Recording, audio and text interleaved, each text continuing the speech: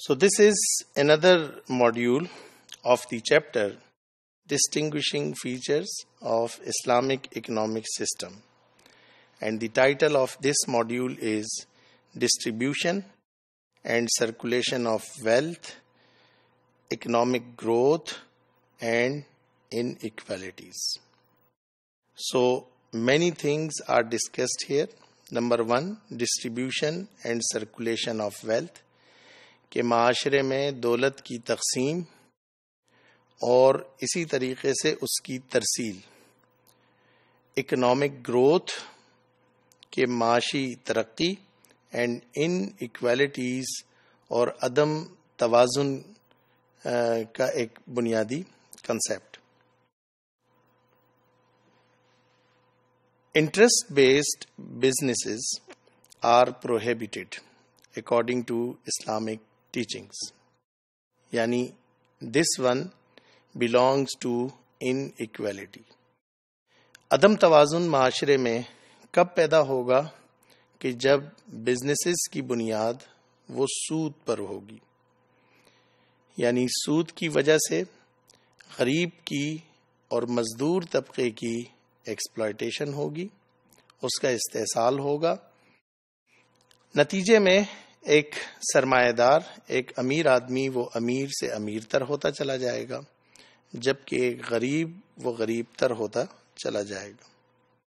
اور جیسا کہ ہمارے معاشرے میں آج کل عام ہے کہ سوسائڈ بہت زیادہ ہیں، اس کی وجہ ہی ایسی ہے کہ لوگوں کے پاس انہیں پھر کوئی دوسرا آپشن نظر نہیں آتا ہے. جب وہ قرضوں میں جکڑ جاتے ہیں، جب یہ معیشت ان پہ تنگ ہو جاتی ہے، تو ایک طرف تو وہ لوگ ہیں جو ان کا استحصال کر رہے ہیں، اور دوسری طرف وہ لوگ ہیں کہ جنہیں کھانے کو بھی کچھ نہیں مل رہا ہے. اور اس کی بنیاد یہ سودی نظام کی وجہ سے ہی ہے. یعنی جب تک اس سودی نظام کا خاتمہ نہیں ہوگا تو اس وقت تک ہم معاشرے میں موجود اس عدم توازن کا خاتمہ نہیں کر سکتے. جہاں پر اسلام یہ بتلاتا ہے کہ اس سے آپ کو بچنا ہے، وہیں پر آپ کو ایک آلٹرنیٹ بھی دیتا ہے. And the alternate is payment of زکوٰۃ اینڈ عشر، کہ 2.5% اپنے ویلتھ کا ان لوگوں کو کہ جو غریب ہیں وہ آپ دیں of your total wealth. And similarly the thing عشر، کہ وہ لوگ کہ جن کی آمدنی وہ پیداوار کے تھرو ہے، ایگریکلچرل ایکٹیویٹیز کے تھرو ہے، تو جب فصل تیار ہو تو اس کا 10واں حصہ اسی علاقے میں موجود غریب لوگوں میں تقسیم کر دیا جائے. Hoarding of goods to earn excessive profit is also forbidden according to the teachings of Islam. یقیناً اس کا تعلق جہاں انیکویلٹی سے ہے وہیں پہ اکنامک گروتھ سے بھی ہے. یعنی اگر ہورڈنگ ہوگی، ذخیرہ اندوزی ہوگی، تو انیکویلٹیز کو یہ کریٹ کرے گا، اور اگر ذخیرہ اندوزی نہیں ہوگی تو اکنامک گروتھ ہوگی اس سوسائٹی میں. اگر ذخیرہ اندوزی ہوگی تو اس سے غریب کا استحصال ہوگا، ڈسٹریبیوشن آف انکم بھی اس سے افیکٹ ہوگا، سرکولیشن آف ویلتھ بھی پراپر طریقے سے نہیں ہو پائے گا. People are induced to give charity to the پور.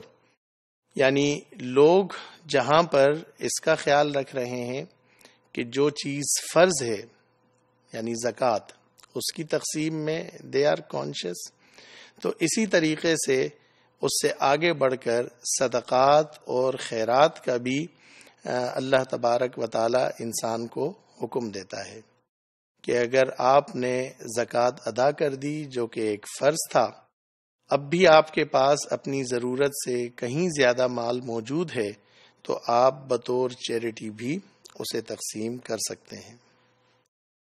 Islamic laws of inheritance is required to be implemented.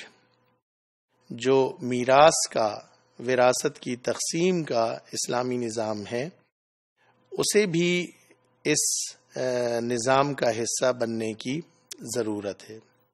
بہت افسوس کے ساتھ یہ کہنا پڑتا ہے کہ آج ہمارے ملک میں ایسے بہت سے علاقے ہیں جہاں آج بھی بیٹی کو باپ کی جائیداد میں سے اس کا حصہ نہیں دیا جاتا.